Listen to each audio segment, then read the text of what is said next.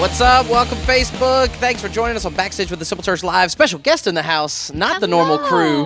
Josh back there, running the producing on the backside of it. But we have Robyn Horton, do-good pastor, communicator, speaker this week. It was breaking news. Great. That's right. And introduce who we have with us. Yes, and then we brought back the Warden of David Wade Correctional Center. Michele Dauzat is with us again today. So 2 days in a row. It's like, it gives me chills. I'm so excited that we get to do this again. All it's right. Great. Yep.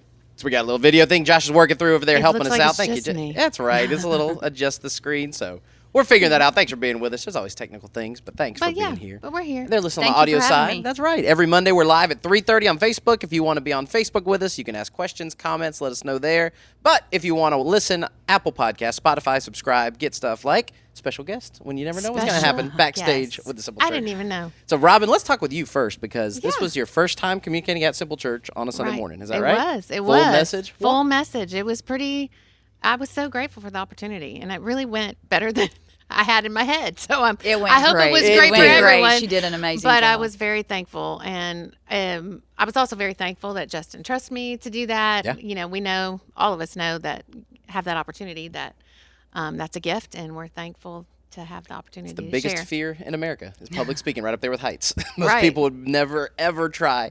And so talk a little bit about your process getting ready for this week when you're thinking about it. Take us backstage. Yes. Well, yeah, when I had just 6 days notice, so, no big deal. Ton of time.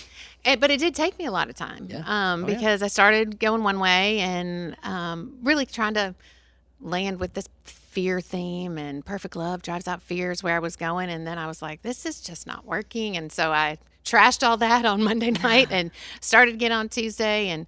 But really just wanted to highlight after, again, being at David Wade just the Friday before, and just all the things I've seen God do since the beginning of this year. And I just kept going back to that Matthew 25:35 passage and how we can help those people Jesus talks about, that he really cares about. I get very passionate about the words that Jesus said and the things he found important. We kind of can get tied to things that, seem religious instead of really what Jesus cared about. And that was those people, the hungry, the sick, the thirsty, those who needed clothes, those the strangers. And we could go a long way with the strangers. And then those that were in prison. And so it was a great way for me to kind of recap what this church has been about for this year, and then really challenge people to maybe take a new step for them. That was my thing from the very beginning, was how do we help someone take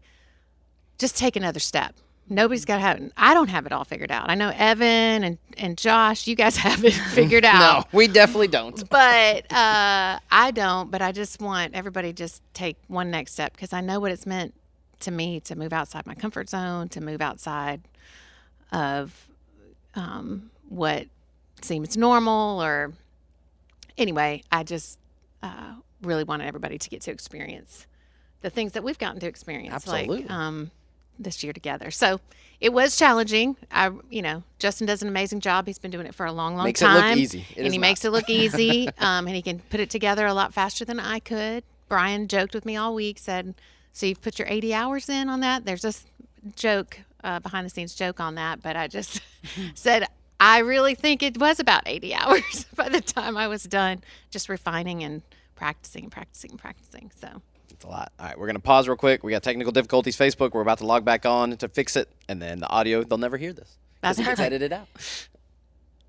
That was my question. Can you edit if I don't? Yes. Well, the audio side will get edited out. The live one doesn't. It used to say, oh, it's not live, you don't have to worry about it. No, you do actually want to make sure. But it's very casual, very free-flowing, and if you heard some of the other nonsense we've done before, you would not feel like yes, right, I do at listen. all. I do listen. Okay, there you go. Yeah, so you know. I do. You know. It is a very relaxed.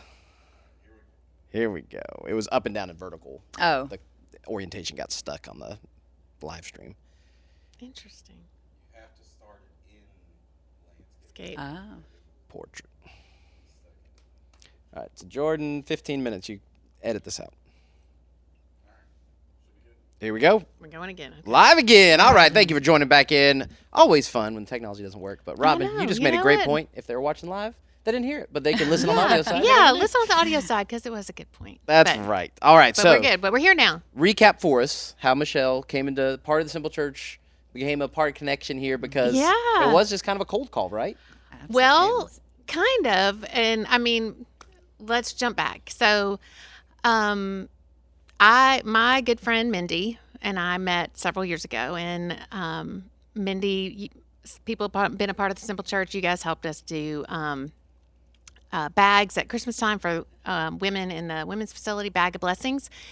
And so Mindy invited me to come with her on a prison visit to David Wade last December. And I was there like all of 5 minutes and met Michele, and instantly just was like, I've got to know more. I want to know more about this facility. I want to know more about you as a leader. I mean, I messaged her that night and just said, I cannot tell you enough things about your leadership style. And for me as a woman to learn from you and to see how you lead was so inspiring. And so I came back to the staff. I was like, everybody's got to go. And she said that, and she was serious. And I was very serious. Really and then decided to all go. And we decided to all go. And you welcomed us, which was wild because you didn't know what you were getting into either. So it goes the other way. And so, first week of January, back after the first of the year, and we all made a field trip, which became more like a mission trip in the very best way. That's right. And it started on a bad note with somebody on staff bringing a box cutter and getting checked for weapons at the parking lot. That's right, John Hagler. There you go. I was going to leave my name, but we would not follow the instructions. People love, That's right. Yes, there's a lot of things you can't bring into a prison. And you know the best thing you can't bring in? Cell phone. So freeing. You leave that, you leave the Apple Watch behind, and for technology hours, you're free. But in a whole nother way. In a different way. In a different way. In a different way. There's lots of jails that we put ourselves in. Right. But yes, so then we got to visit her, and one of the things you said yesterday I think was great was you said, when I decided to take over this job, I was never going to say no to a ministry. Right. And I can't imagine that's the majority of people running correctional centers. Well, that's not always their not philosophy. a lot of people are dying to come and serve, at a correctional facility. That's why I'm very open to allow, the curiosity sometimes gets people to want to come and tour, but I really believe there's been more people than not that come in and it changes their complete perspective. Mm-hmm. And just like, some of the group that came in with Mindy. And so, I've seen what ministry can do in the facility. I've seen it, firsthand with individuals, groups collectively.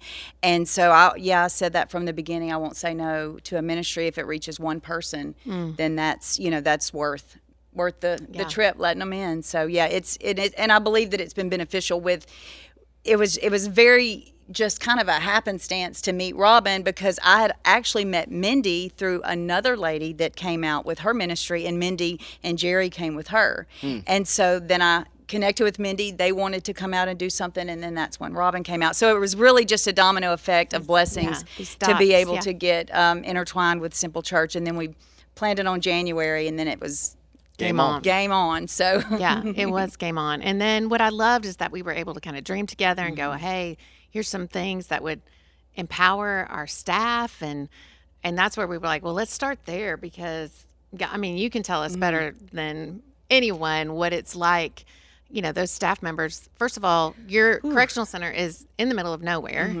and in the middle of a forest. In the middle of a beautiful forest. National Forest, right? And Kisatchee National Forest. But the correctional officers are the hardest working people I've ever seen in not the best circumstances. We do not have air conditioning in our housing units, and so they don't wear shorts. Right. They do not wear shorts, allowed. And so August is extremely unbearable for both the staff and the inmates, and they just work really, really hard and honestly spend more time at work than they do with their families.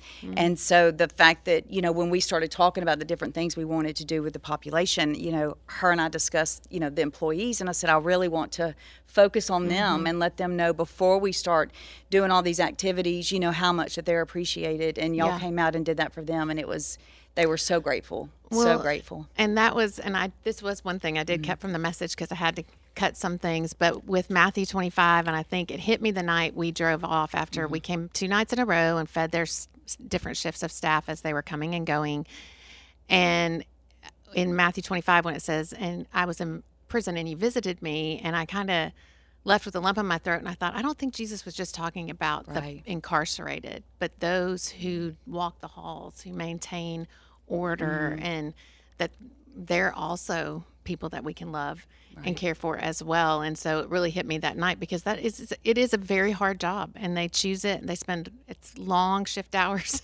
Yeah. And when Paul's in prison, right, he has the chance to escape, and the guard's gonna kill himself, and he goes to save the guard, the Roman enemy soldier that was there against him, and goes back to help and do that. And I think one of the things that has really that stands out about the Simple Church, as opposed to other entities that come in, is especially even with the staff, when y'all came and visited roll call and just fed them and just had the opportunity that if they wanted to come pray with you afterwards, just like we did with the inmate population. But there's one consistent thing that I've heard feedback on, and I feel myself, there's no expectation of anything in return.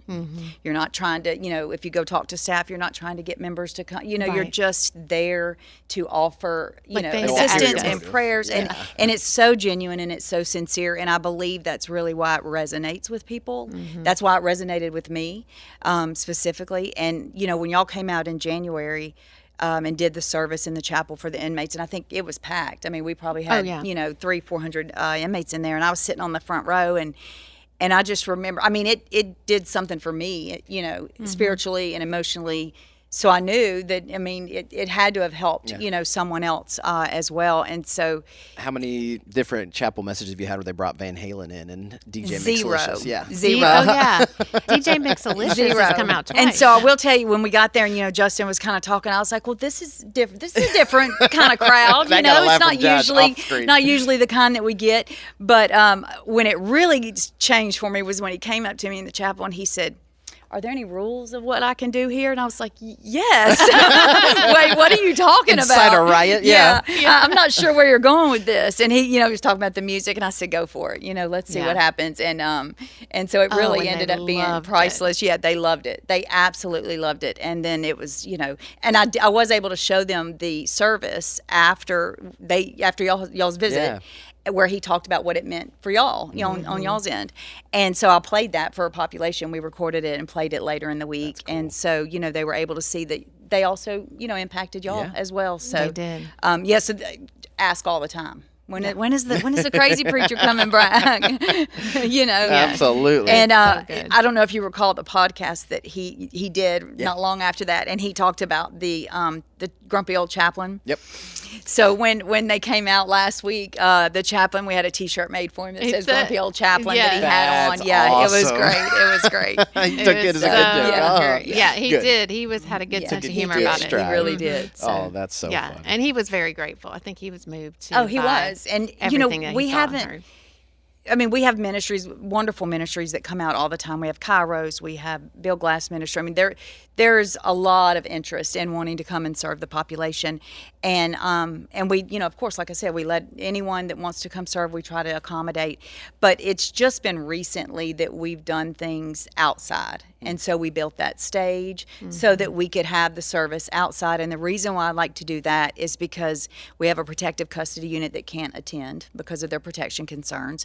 And then we have almost half of our population in cell blocks because of the disciplinary issues. Yep. And so they obviously can't attend. But if we're doing it outside with the speakers, they can all hear it. And that's what I really love about it, because it, even if they choose not to attend, even if they're in their dorm and they can still hear it. Yeah. And so, as you notice, especially when we did it this summer, you could see when we start, there's not like as many people, but then they just kind of start migrating out. Yeah.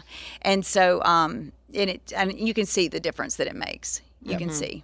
Absolutely. Oh, yeah. Yeah, it did. It was incredible. It's awesome. So I want to get into more of that, but let's talk a little bit about you real quick, because you shared some of your story. I think a lot of people yesterday, after you spoke, the thing I heard was, she's a warden?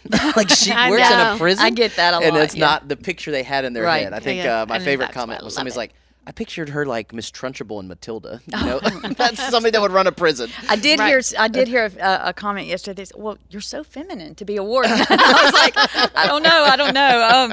I just do my best. But no, I actually started as a social worker, and which is a unique path to take to this position.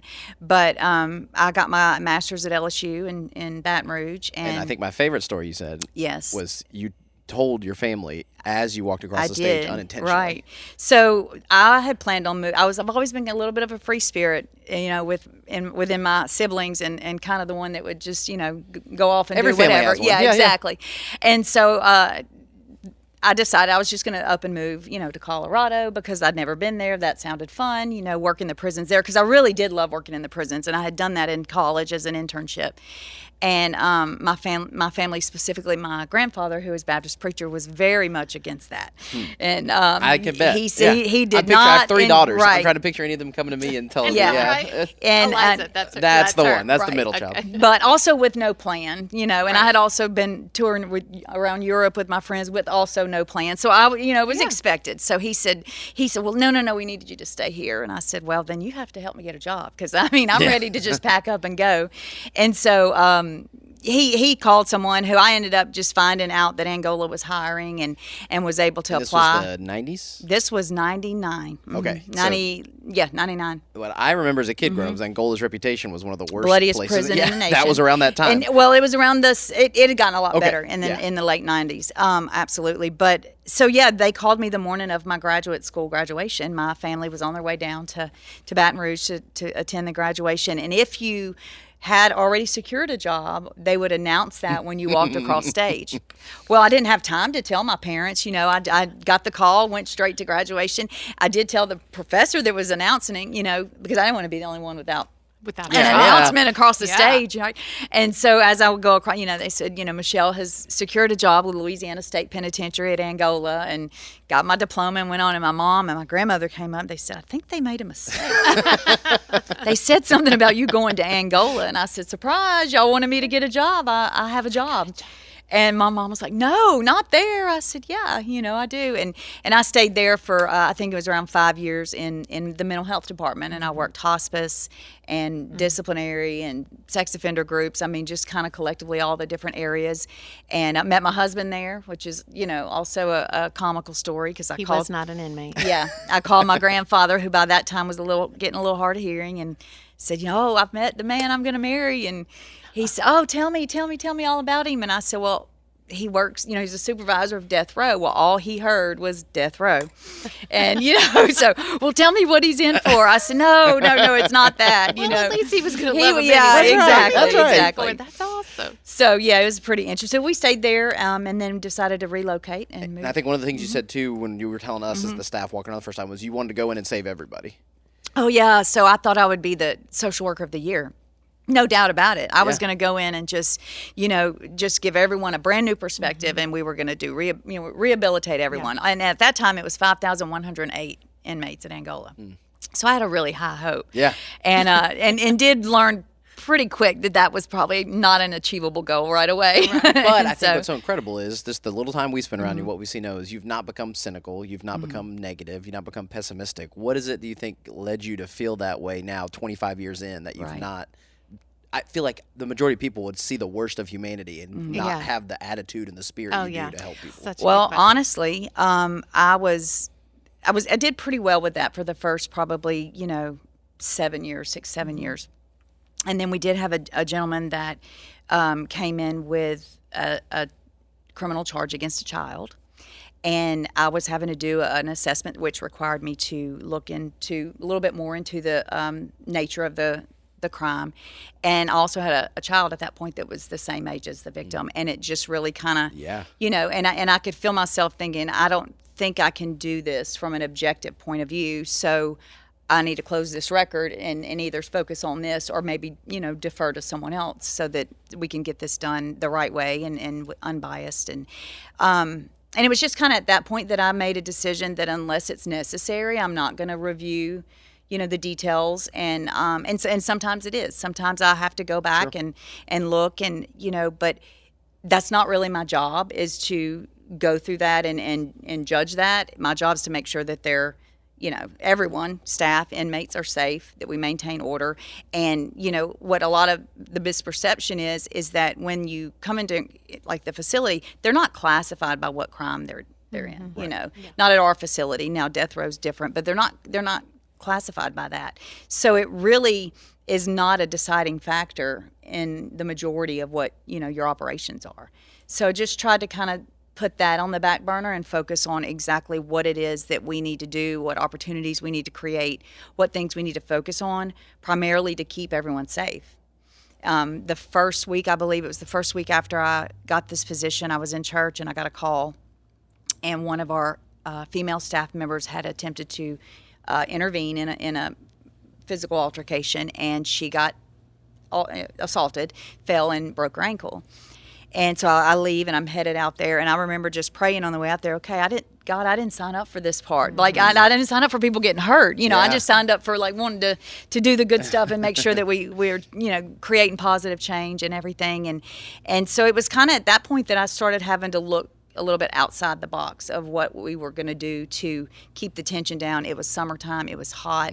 A lot of laws were changing that would make some guys that were eligible for parole were no longer eligible for parole. So there was a lot of frustration. And so we kind of had to pivot a little bit and start looking at alternative things to keep them busy and keep their minds occupied and kind of get, just a little bit of that energy out, which is why we built up our recreational program. But then that's when we also started looking at our religious services and how we could bring people in and what we could do to just try to kind of refocus a little bit and get to a more positive mind frame all the way around.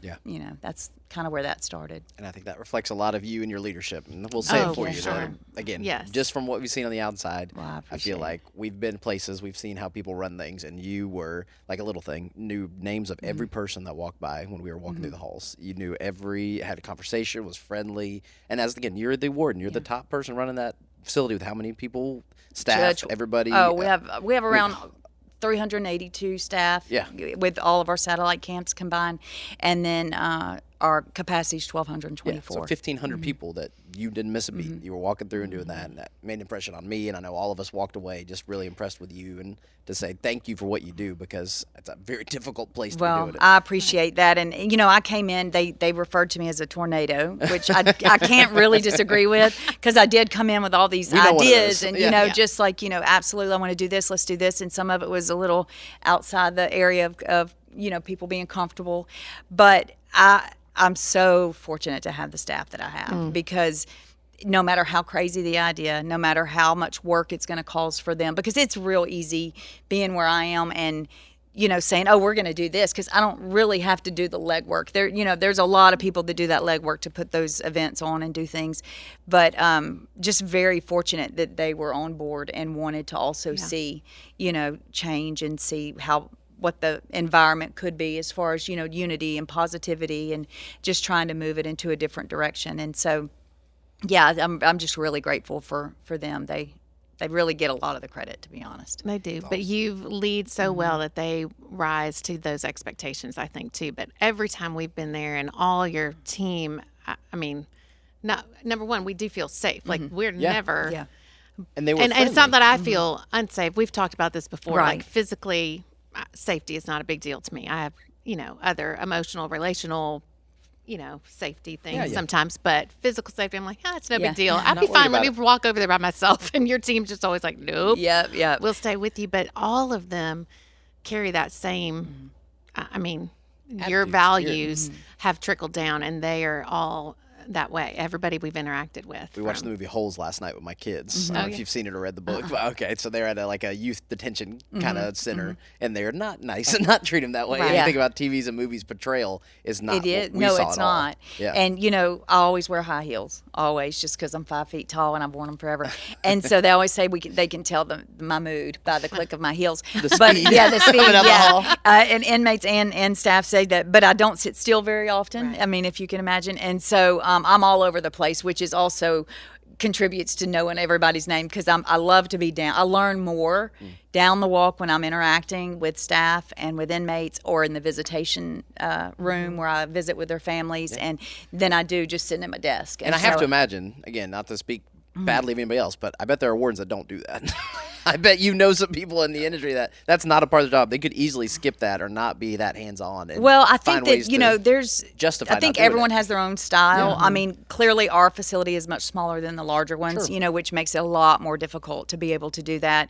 I like the size that we have because it's manageable to do that. And but also I think coming up through the path that I did with treatment and rehabilitation, there's a little bit different perspective, than coming up through security. And I'm not saying that's good or bad either way, because you definitely have to have both. But I've had to learn a lot and have to, really ask questions to be able to get a grasp on the security aspect, because I don't have that experience to be able to make those decisions effectively, because I don't walk in their shoes. And that's the first thing I say. I've never done your job. I'm not going to pretend I know how to do your job, but I would like for you to give me some feedback. And at the end of the day, I'll make the best decision that I can. But I think some of it has to do with just being a social worker in general, and just, you're first an advocate. Just ballpark, how many wardens do you think go through the social route versus corrections, or that go through? Have you met other ones that were social workers? Because I feel like that's not a common path. No, we do have now the female warden of the female facility has a mental health background. But as far as the male facilities, no, I'm the only one. Yeah. We have some. There is a regional warden whose medical background has a medical background. One of the wardens has a legal background. So it's a diverse group of people with different backgrounds. But I think whatever your background is, you bring that skill. Yeah, you bring that skill set to the table, and then you can work around it. So I just happen to be one that social worker, which is not typical. It's not typical. But I was the assistant warden over the treatment areas for 14 years, which includes medical, mental health, religious services, education, classification. And so that gave me a lot of different, experiences with the different disciplines that I also think helped, just kind of contribute to the whole package. Awesome. Let's talk some more about the sports and the recreation. You hit on that some, because I love talking about the boxing is an incredible story. Yes. So talk a little bit about the team, what you guys did, and competing lately. Yeah, this is my favorite story. Yeah. So when I was at Angola, and my dad used to come down and watch the boxing matches with me, and it was just something we loved to do, and all of the other male facilities have had boxing teams for decades. And David Wade just never did, for whatever reason. And so when I was trying to figure out how we're going to get these guys' attention, like what are we going to do?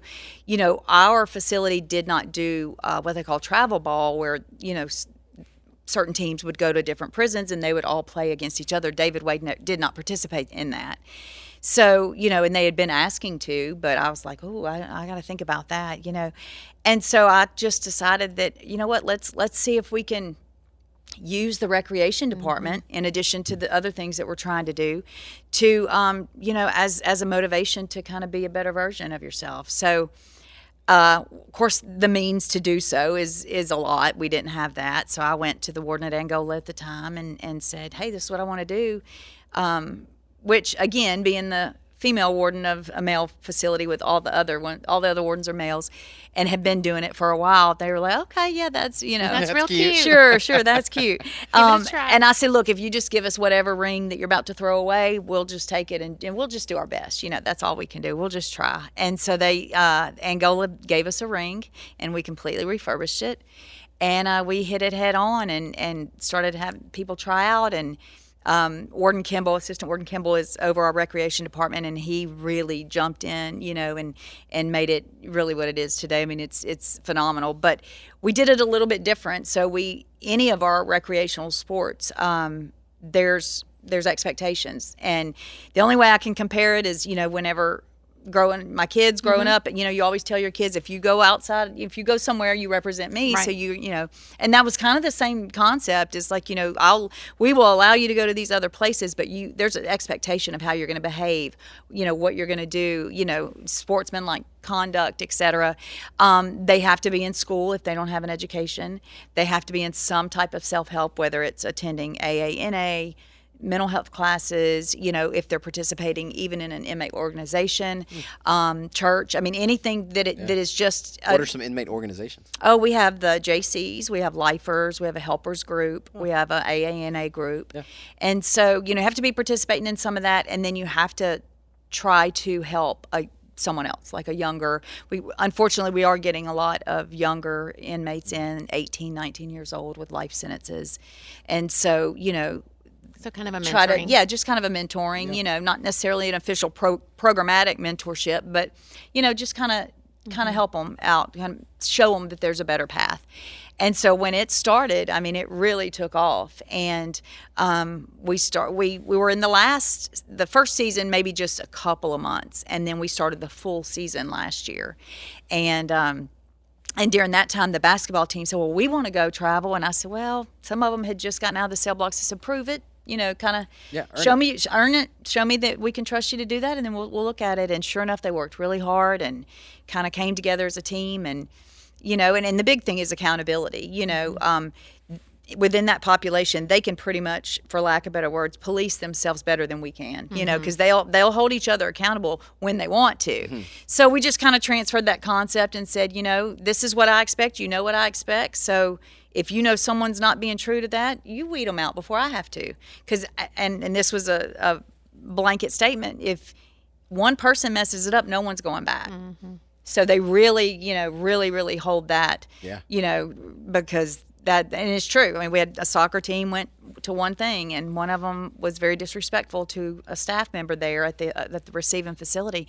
They haven't been back yet. So, you know, that was a year and a half ago. So, you know, we just... So you're not playing? No, I mean, it's really important, though, because it takes a lot of effort and trust and, you know... And resources. To be able to do that, and I just don't want it to be taken for granted. But so they, you know, we started kind of slow, and we were the underdogs, and in every sport, really, because we had just started. And then by the end of the season, we won the basketball state championship first, which was wonderful. I mean, unbelievable. And then we won the boxing state championship, you know, which was even better, I promise. Beat Angola, right? And then we beat Angola. Well, I mean, we had to beat several, you know, all the way. But the last fight was at Angola, and was the last match actually was with Angola. And, you know, I always would tell the guys, because I don't mind a little trash talking. That's fine. You know, just, you know, and I always tell them, keep it classy. We're just going to keep it classy. Well, the very last fight, it was down to the wire, you know, and we're like, it's a nail biter. And I'm not going to sit still or be quiet about it. I get excited. And they had to remind me, Warden Dauzat, keep it classy. And I was like, okay, I get it. It's not the time right now. Like, we got to do this. And so we pulled it off, and it was not a popular opinion. I think we've kind of got a little bit of a target on our back now. But and then we ended up winning the Secretary's Cup, which is all around sports. So yeah, we we did really good, and we're really proud of it. And so we're coming back for more. And I got to tell you, the first time I met her back in December, and it really was all women. When we came in, it was a team basically of women. And we're in her office afterwards, and we're just like, hey, what can we, you know, we want to pray for you. What can we pray for? And she was like, okay, we're doing this boxing thing and Angola. And I'm like, not what you thought. And not what you thought. And she's like, we just want to do the very best we can. Like, I just want to show up and compete. And then when we got word that she won, like, all of us were so... Not she won, but the facility, the team won. It was really exciting because it was a big deal. Really creates such a sense of pride. And it honestly, you know, through this program, I had a guy that was about to get out, and he was participating in the boxing program. And he said, you know, when I came to prison, I mean, all I did was sell drugs because I didn't want to get a real job, because who wants to get up at 6 o'clock in the morning and get ready for a job? He said, but training made me realize I can get up at 6 o'clock in the morning and go to work. I don't have to go back to that lifestyle. So it requires significant discipline, mentally, physically, and they come together in any, and that's one of the things, like with the Feed My Starving Children and different things that we do as organizations. The boxing team shows up, the basketball team shows up, they do things together as a team like that. And so that really was, you could see the difference in being able to share those experiences together, to have that accountability and just the unity and they're proud of themselves.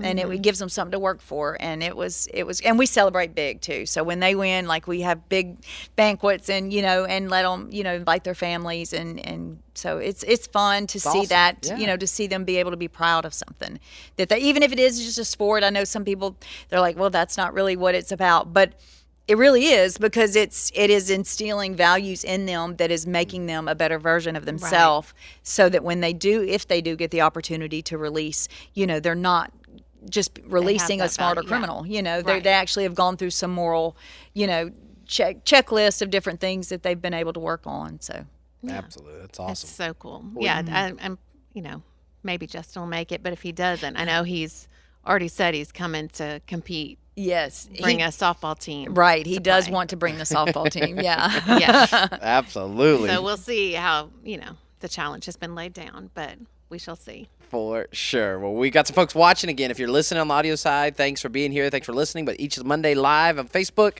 3:30, you can tune in. Your comments, your questions. Tanya watching says, as a paralegal, thank you for what you do in the community. Appreciate that. Thank David you, Kruger said that fire and police get a lot with first responders, but I have never heard anybody really talk about the prison population, the responders who are in there helping. So glad to bring some awareness to those folks. Thank you very much. Absolutely. Matt Sanders said y'all both did an amazing job yesterday.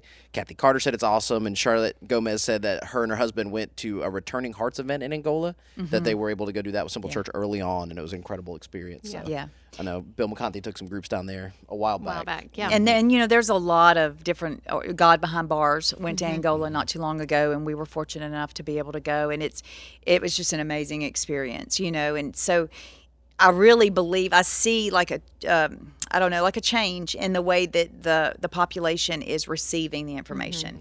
There's ministries have been around forever. They've come into prisons forever, but I don't know if it's just the different population of the inmates or a different way, approach of the ministries coming in, but you just see it's more, there's a hunger for the information. There's a hunger for the connection, more so than I've seen anyway in the last, 15, 20 years. Well, let's brag on them doing good. Let's talk about St. Jude, and let's talk about Feed My Starving Children. Yeah. So Jude, can you explain a little bit about how that got started? Well, it's kind of an interesting story, the way it got started. When I first got into this position, I was, kind of making sure that I went back and revisited areas that I really didn't, had not focused on in the past few years. And so I was outside the gates where some of the trustees were working, and I just happened to stumble upon these sets of rocking chairs, and I was like, well, that's interesting. Who's making rocking chairs when you're supposed to be working? Because you're and so come to find out that through this person tattletelling, whatever the case was, I found out who it was that was making the rocking chairs, and it was, I think, right around the end of December maybe. And so I went and I talked to him, and there's a huge woodworking shop. There is, but he was doing it when he was supposed to be working, basically. And so I went and asked him about it, and it just kind of came to me. I was like, well, you know what? They're beautiful rocking chairs. I was like, they're beautiful rocking chairs. Why don't you go ahead and finish them up? Because the children of St. Jude are going to appreciate that donation very much. And so he, and he was gracious, and he, didn't argue or anything. And so that was like our first little donation. And so once it kind of spread to population, a lot of them wanted to donate, which was great. And so I was like, of course, donate whatever. We'll take loads and loads of stuff. And so the first year we had, I think, a whole trailer full of stuff. And this is going to the St. Jude auction in Minden, which is a huge, if you're not local, it is a big deal how much money I think they raise the most per capita of the city than anywhere in the United. Yeah. And so, And I lived in Minden for years. My kids grew up in Minden, so that was dear to my heart, as well. And so that was the first year. And then the second year, and the inmates organizations come together and donate money as well. So they donated this past year $3,000 of their own money they earned to buy supplies and things to donate to St. Jude. Right. And they were so proud to do it not this past February, the February before, that they were asking me all about it. And I said, well, the big ticket item is a playhouse. They do that every year. They've done it as long as I can remember. And they said, well, what if we did a fort? And I was like, great. I mean, let's do it. Start doing it. And they wrote out all the plans. They constructed it themselves, and it was an amazing, just huge life-size fort. And it raised over $25,000, just the fort itself. And then all of the items that they had made themselves, that they had donated, was right around $22,000 in value, and what they went for. And then they donated $3,000 themselves. So it was close to $50,000 just from the inmates at David Wade this past year. And they're already planning for next year. They're already working on stuff. The detail in their work is the craftsmanship. There's a lot of talent. So good. But you really saw a shift. That was the first time that I really saw a shift in the atmosphere, because people, some of them didn't really even have a real well-developed talent, but they wanted to participate. And so I was like, whatever you want to donate, they'll find a place for it. It doesn't matter what it is. And so and so we just kind of started doing a St. Jude project. I mean, that's their job. That's their job that they do in prison, is to build things for St. Jude. And then, communities, I think I am passionate, and I think I said this yesterday, that community service is truly a gateway to beginning that self-transformation. And it gives them something to put on their resume, that they haven't had before. And I had a family member that, had Alzheimer's, and we went through a lot with that. So I was thinking about that one day, and I thought, there's a lot of parallels between the incarcerated population and Alzheimer's. They often, their family doesn't visit as much over the years. Some of them, because they're wanderers, they have to be in a locked unit, so their privileges and their freedom is limited. There's, the older they get, the more the disease develops, their voice is not heard as much. So there's a lot of similarities, and so we started a program called POPS Project, and they make sensory items for Alzheimer patients that we just donate, we have donate material, or we try to get donated material, and then they just make aprons and lap blankets and different things, for the Alzheimer's patients. And, just little things like that, they just take such great pride in. And it really starts it means something. And the biggest thing that you really want someone that is incarcerated to walk out with is a better sense of empathy on how their actions affected someone else, what their actions did, and how many lives that it, damaged, including their families too, or victims, and I believe that giving back does that, and I think it at least opens the gateway for it, opens the door, and so then we did St. Jude, and then I was talking to Robyn, I believe it was around December, and she said that y'all were doing it that Saturday, the packing the bags for Feed My Starving Children, and I said, well, why can't the inmates do that? And she said, well, I don't know, they probably can. And so she gave me the organization director's number, and I got in touch with him, and he said, yeah, we've done it in prisons in Florida and Mississippi. And I was like, Louisiana? And he said, no. I said, let's do it. Let's do it. And I honestly had no idea how large this thing was. I just signed up and said, we'll figure it out later. And a lot. It was a lot. It was a lot, but it ran so smoothly. It did. And the feedback from that was unbelievable. I mean, immediately, when can we do it again? When can we do it again? And, I thought we were going to get to do it all weekend. And, it was really a phenomenal, positive 100,000 meals in a little over 2 hours. Over 2 hours. We did 150 in about 4 hours. Yeah. And we thought they were commenting to us that we were flying. And so the organization was, so I can't imagine what they thought. And one thing that I didn't even get to mention yesterday is we do have a protective custody unit that does not get to participate in the regular activities because of their their status, and they were also able to participate. They'd put the labels, and they did like all the I think bags, 22,000 in like an hour or something. Yeah, it was really cool. It was great. And so, I think we were able to kind of just bring everybody together. They kind of made it a little bit of a competition, and now we know better what to do next time, because I did speak to Ed, the organizational director, and I was like, you're going to have to bring more next time. Right. Like that was not enough for them. They want more, They want more. And they do. And they made it so fun. And even the guys, there weren't enough jobs. And so some were making popcorn and snow cones for everybody, and everybody was taking turns. And it was, what else I loved too is there was a place for everybody. You have a large population of men who are wheelchair bound, and they all had a spot. They were sealing those bags. Yeah, that was really great to see, because we don't have a lot of things that they can participate in, that accommodate their mobility challenges. But we did have two gentlemen that were older, and they had canes. And we said, you can't, you're not gonna be able to stand that long, and you can't bring your cane because you will have to have both of your hands. But I said, we will get you a T-shirt. We will give you credit for wanting to participate, because they really did. So, they're absolutely wanting to do it again, And I did have to explain to them, this isn't a free event. Like, you do realize someone put up money for us to be able to do this. And so, but I told Ed when I talked to him the other day, the director, I said, if I'm open any other things, especially mass production, because they really enjoyed that. I'm on board for. My staff would probably be like, oh no. Yeah. So we are trying to think of some creative ways that we can bring in stuff like that they can participate in a large scale. And of course, Feed My Starving Children has got the science down for something so that is very. That's really good. But I do want you share just a little bit. If you want to share a little piece of the story of what it meant to the man from Columbia. Yes. And you don't have to share all the details, but did I have the paper? I think. Yeah, I do. Yes. So as a response to what he experienced, this is pretty. Yeah, I got a letter today, and this man's been incarcerated for decades, and is not one that, not a touchy-feely kind of emotional person.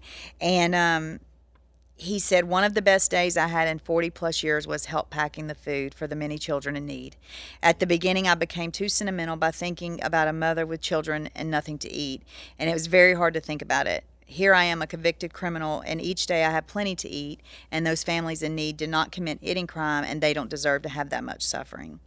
And so, it's, and that wasn't just the only one. Like, I had a lot of feedback of, one man came up and he said, I wonder how many lives would have been better or changed if I would have put other people's needs before my own a long time ago. I know my story would be different, and I know that my victim, I wouldn't have victimized anybody, hopefully. And so it's at least got wheels turning, and it's and they're, the environment that day. And it's not just inmates. The staff really enjoyed participating. We had volunteers to come from all over the state to come help, that were within the department. And and we had the support of our secretary came, our undersecretary, our sheriff. A lot of support. And that's really important. It's really important. They really did. I think they were very impressed with everything that they experienced, and again, under your leadership too, was a win. But the whole day was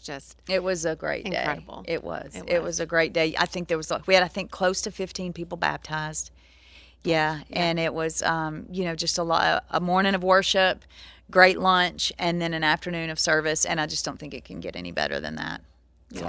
We're pushing an hour already. Time flies. You're having fun. Wow. We'll start winding down. If you have a question or comment, you're watching live on Facebook, it's your last chance. Jump in there. We'd love to hear from you. Let us know. But let's wrap up with Daryl Graham. So Robyn, talking to him about that, because we've known the Graham family a long time. I was his kid's youth pastor. We've walked with them for almost 20 years now. Right. And talk about the kind of and getting him on the video. Yeah, and their tell us youngest, about that Des, was in kids ministry with me back at First Bossier, and known Daryl and Shelley a long time. And so to, approach Daryl, known him, and knowing we were going, and I just was like, Daryl, I really, you have a story to tell. You have hope to give, because Daryl had been incarcerated, and that's not easy for somebody to share. And I think that's what was so moving to me, is that, number one, he was willing to show up and speak to those guys. And that was a stretch. It was very uncomfortable. I wasn't sure what he's going to say. And he got up there, and it was so good. The whole thing was great. But then to bring it full circle and for him to share his story, and then yesterday for that to be a part of the service too, I think was powerful for a lot of people in the room. But what I loved that he said in the video was like, it reminded me that I do have a light to give. And then for him to, when he saw the pictures from the event, and he's like, I grew up with that kid, and I did not know he was there. And he got to, connect with some people, love on them, encourage them, and show them that there is a way.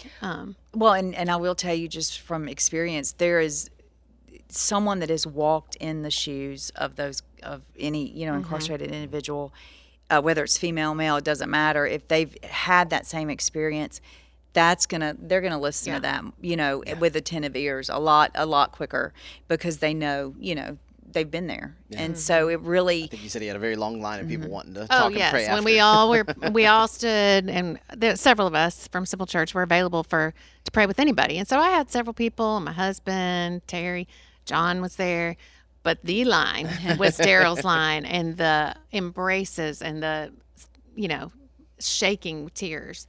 They were moved, because when you can identify with somebody, and when you also see the positive, you see they're successful, they're still out.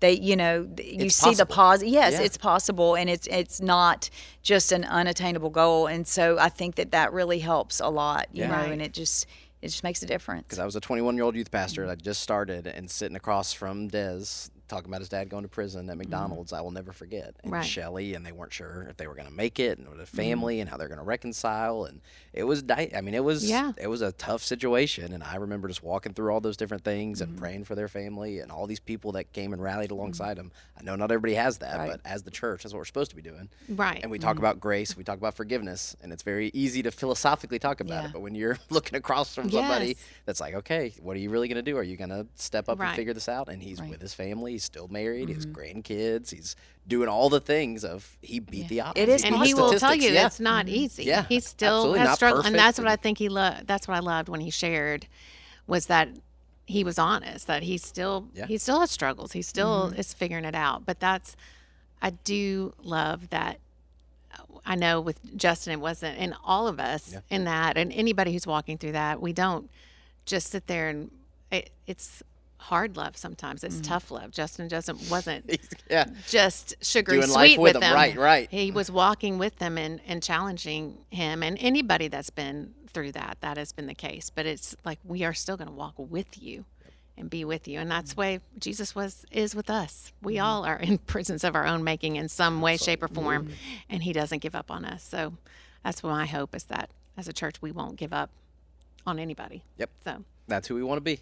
And we appreciate getting to do it with you, Michele. Thank you. I appreciate y'all having me. Annie Green's watching, said, guys are making my eyes leak. So probably time to call it at an hour. It's a great conversation. We could keep going on. I hope you'll come back and talk with some more. We're so it's not thankful. the end. We'll keep partnering and keep talking about ways to help. And we're so thankful you're willing to have us. The Absolutely, crazy pastor. Yeah. crazy pastor. And they do. If they're interested in being able to participate in the future, make sure on the app, there's a way that you can do that. A lot of you did that already, and we will start sharing ways, whether it is going to the prisons, whether it's serving locally in our local schools, or with those who are sick, helping with special needs, all kinds of ways you can get involved and really take a next step. That's right. So it's called Do Good Opportunities. Sign up with the link in the app. We'll put it in the show notes. If you're listening, go find that. Just get your name, your email in there, and we'll be sending you ways to do good. Yes. Awesome. Yeah. Michele, thank you so much. Thank y'all for having Robyn, me. great job yesterday. Thank you. Great job, Robyn. And thank you for all your help. Oh, a little thing behind the scenes. Yes. But we appreciate no, it was big. you listening. Thanks for watching. I hope you join us next week for Backstage with the Simple Church Podcast. Bye-bye.